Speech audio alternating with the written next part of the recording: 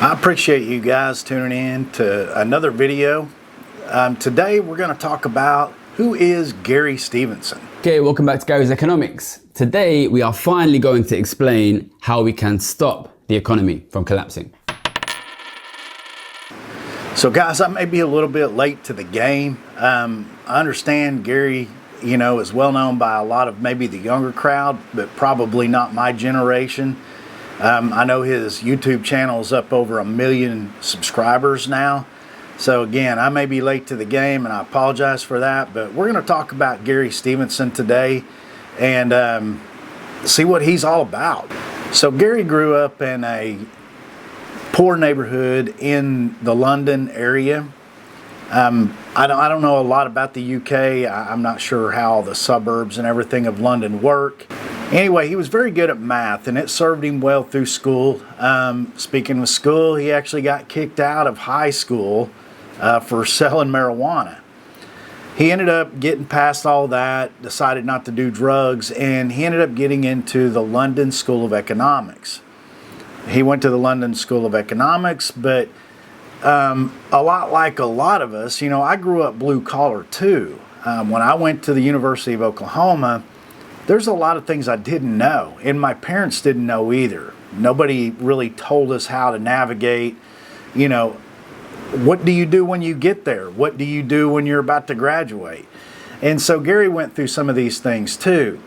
He had to navigate the whole process of, getting internships and things like this. And these were things that he didn't know about because he didn't come from a privileged family.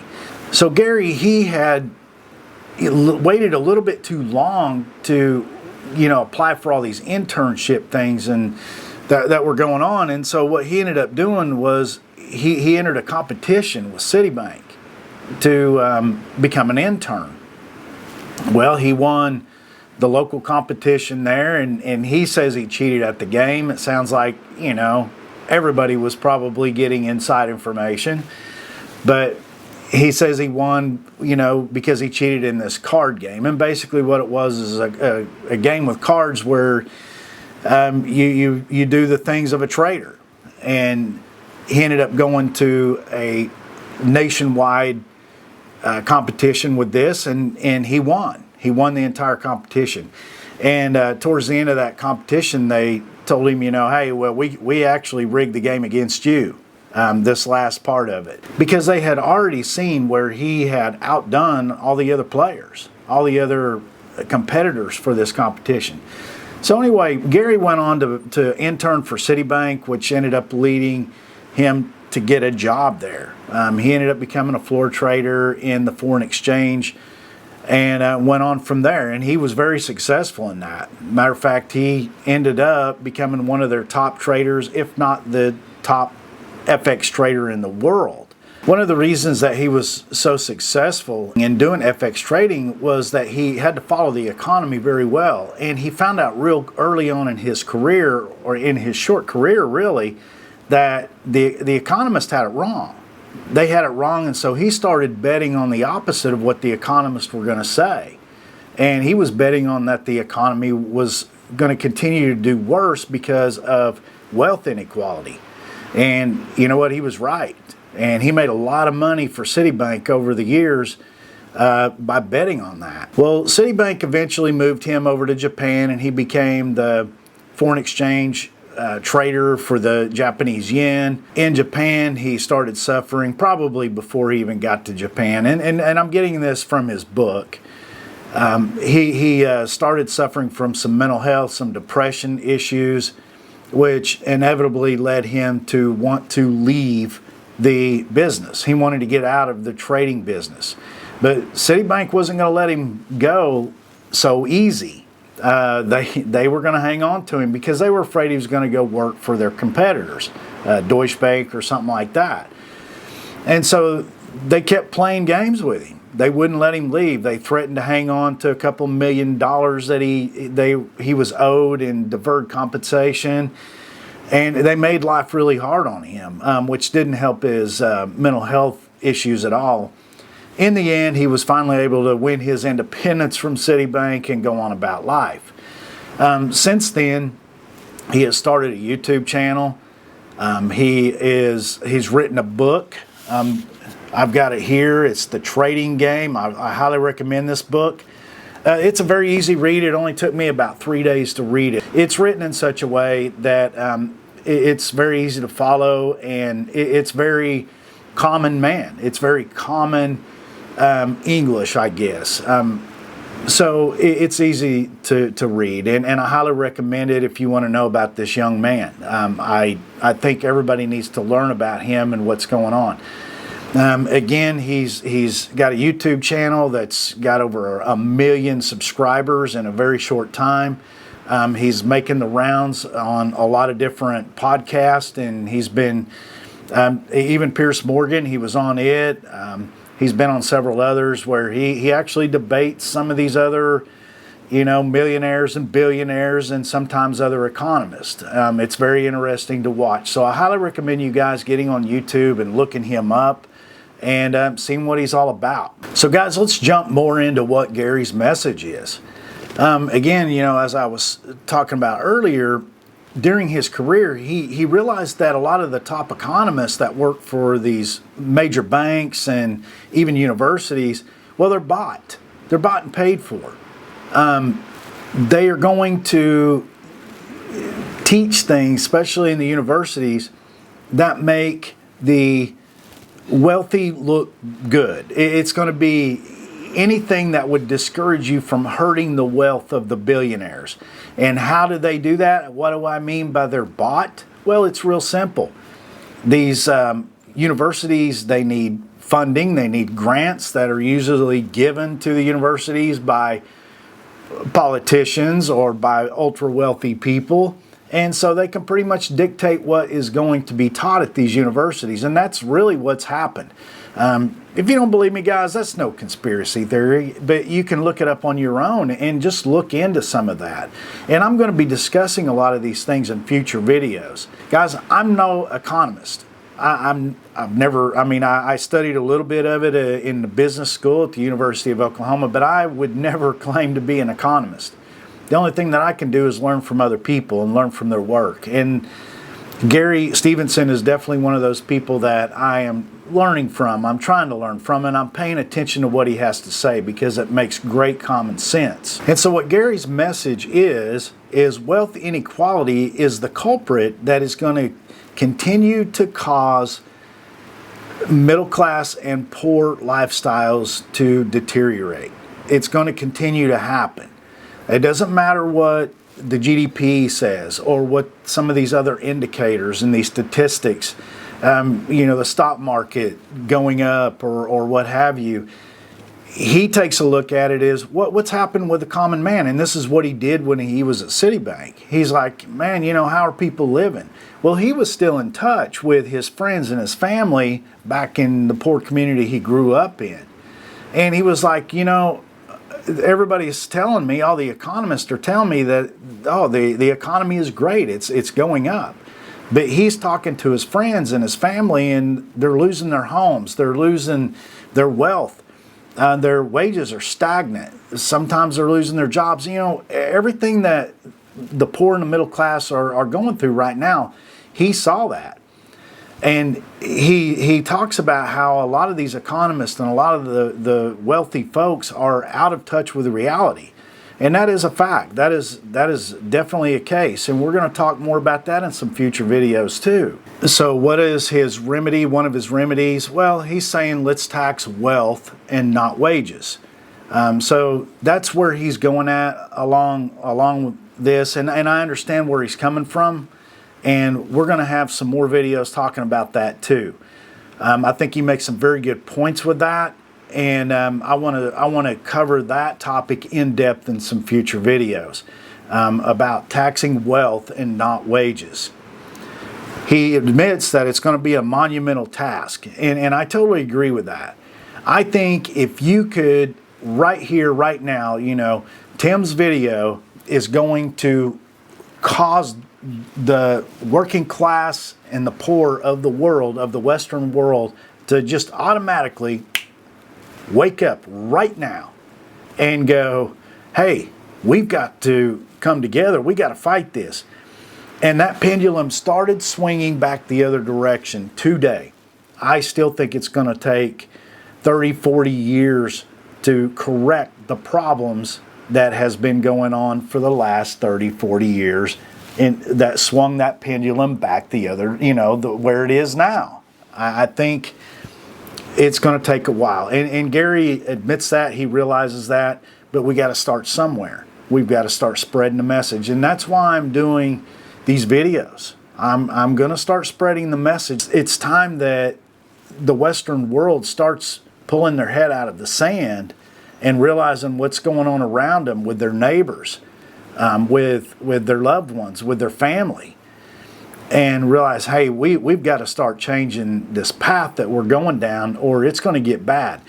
And we got to understand that, yes, it can get worse. It definitely can get worse. And Gary definitely preaches that.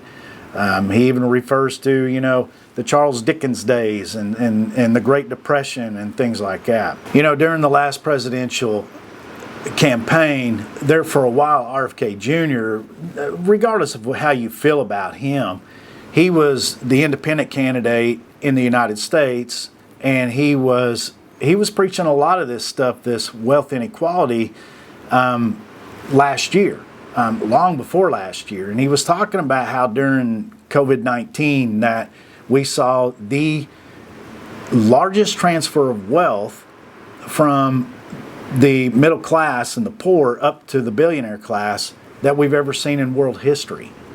Gary also talks about these things.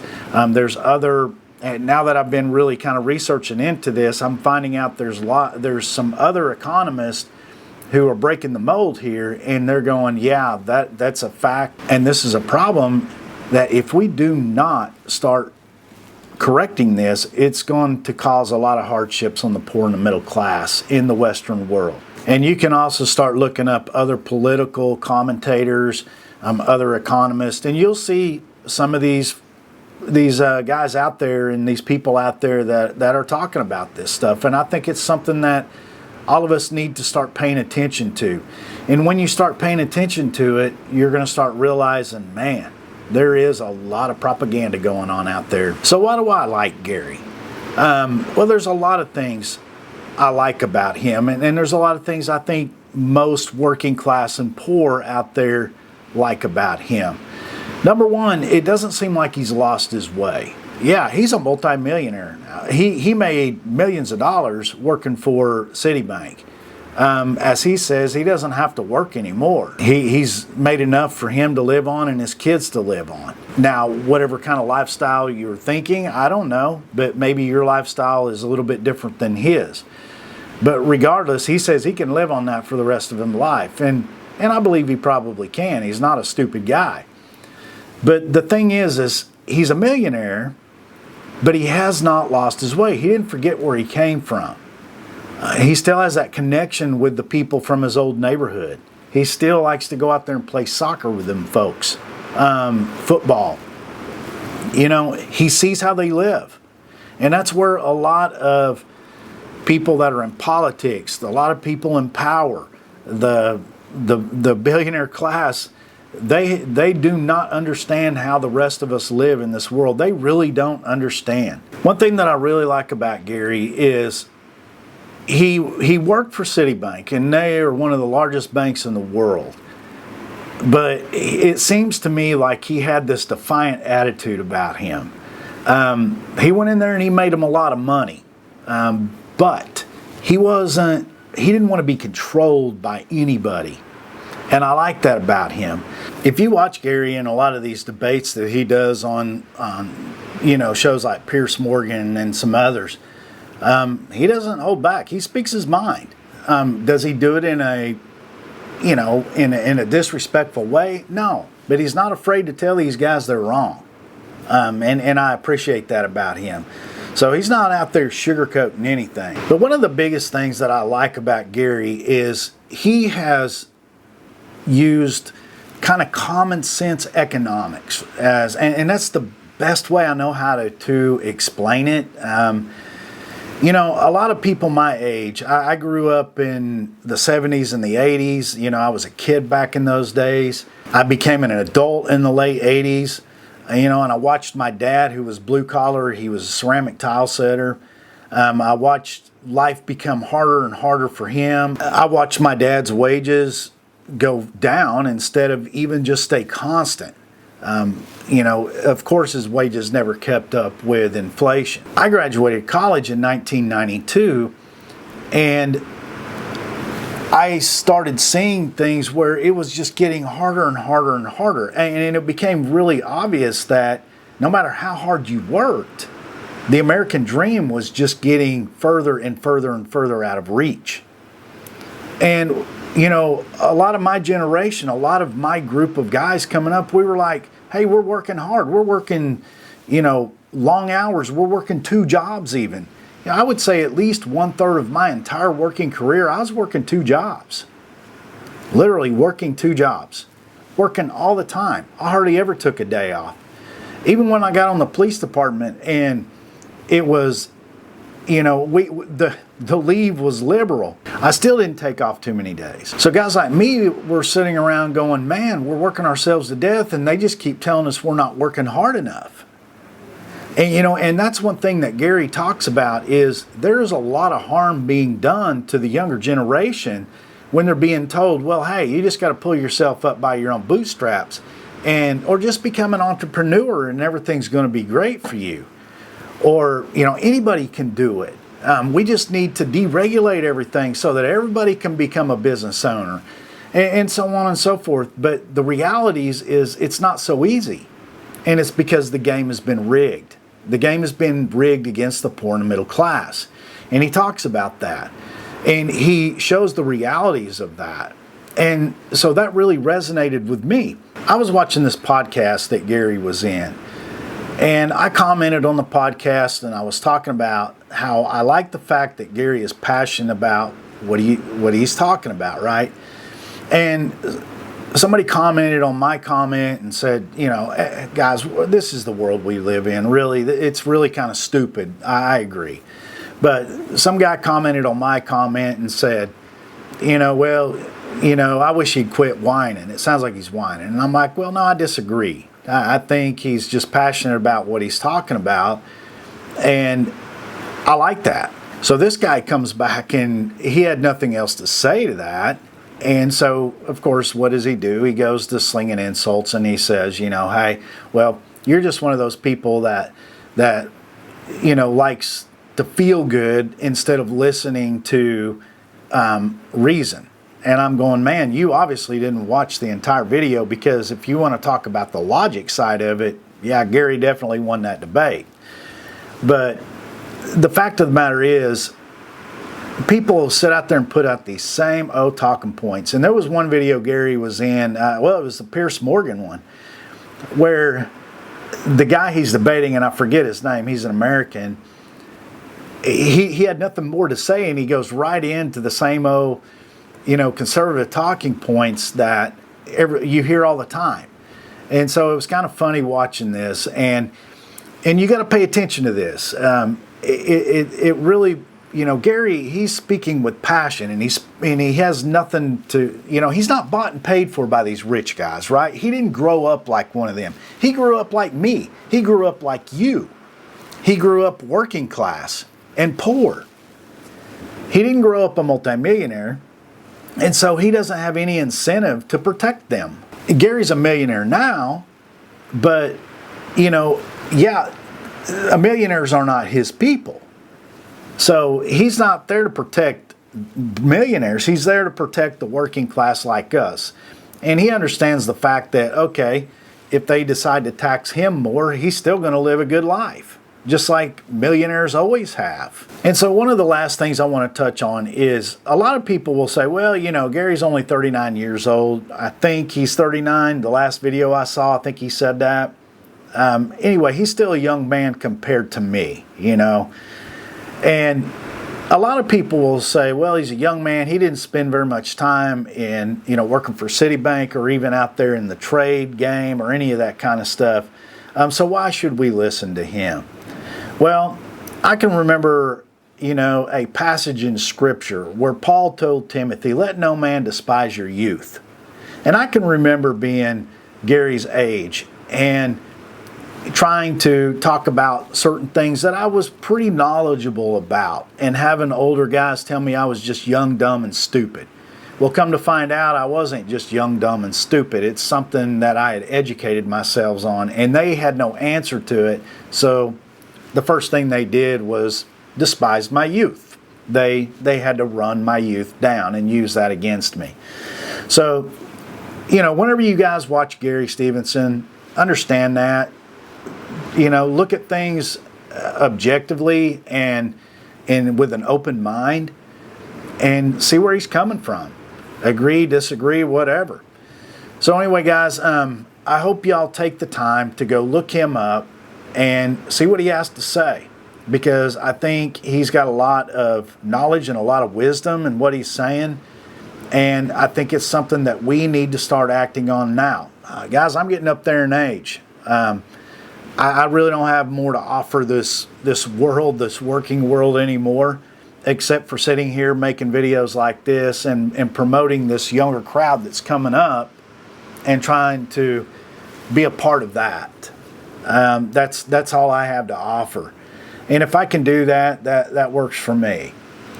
All right, guys, I appreciate y'all tuning in for this video and any others that you do, and we will catch you guys on the next one.